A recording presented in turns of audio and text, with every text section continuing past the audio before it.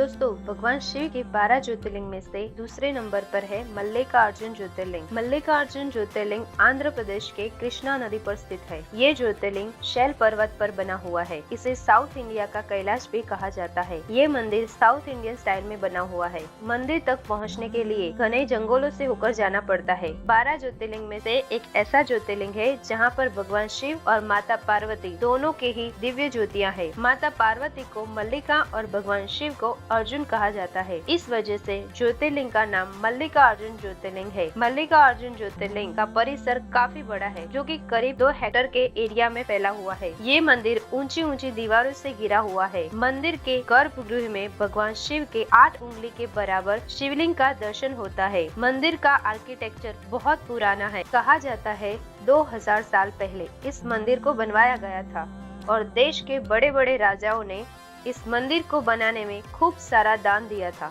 मल्लिकार्जुन ज्योतिर्लिंग को पल्लव, चालुक्य, काकतीय और रेड्डी राजाओं ने बनवाया था। कहा जाता है कि प्रलयम रेड्डी ने पाताल गंगा से लेकर मेन मंदिर तक सीढ़ियां बनवाई थी। विजयनगर साम्राज्य के राजा हरिहर ने मंदिर का गोपुरम और मुख्य मंडप बनवाया था।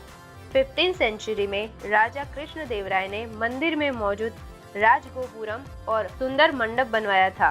कहा जाता है कि 1667 में छत्रपति शिवाजी महाराज ने मंदिर में गोपुरम बनवाया था, जिसे शिवाजी गोपुरम भी कहा जाता है।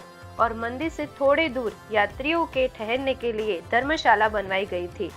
मल्लिकार्जुन ज्योतिर्लिंग के अलावा इस मंदिर के परिसर में सहस्त्रलिंगेश्वर, अर्धनारेश्वर वीर और मध्य महेश्वर ब्रह्मा मंदिर बने हुए हैं। मल्लिकार्जुन ज्योतिर्लिंग का शिखर सोने का बना हुआ है। इस मंदिर का गर्भगृह बहुत छोटा है, जिस वजह से एक साथ ज्यादा लोगों को अंदर नहीं भेजा जाता है। इस ज्योतिर्लिंग के दर्शन मात्र से सारी मनोकामनाएं पूर्ण हो जाती है। दोस्तों, आप सोच रहे होंगे गर्भगृह को बड़ा भी तो बनाया जा सकता है, जिसे सभी आसानी से दर्शन कर सके। गर्भगृह के हजारों सालों से इस साइज में होने के पीछे एक मान्यता है कि इसको वैसा ही रखा जाना चाहिए जिस रूप में भगवान अवतरित हुए थे। इसको परिवर्तित नहीं किया जा सकता।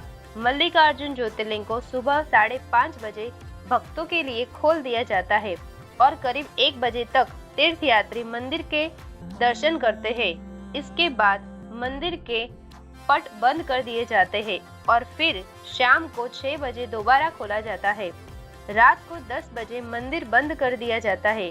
मल्लिकार्जुन ज्योतिर्लिंग की थोड़ी सी दूरी पर मां सती का मंदिर भी है, जिसे जगदम्बा मंदिर के नाम से जाना जाता है।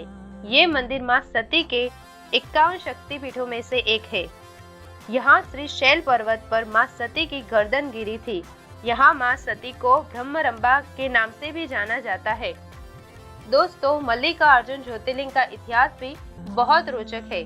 पौराणिक कथाओं के अनुसार एक बार कैलाश पर्वत पर भगवान शिव माता पार्वती के साथ बैठे हुए थे।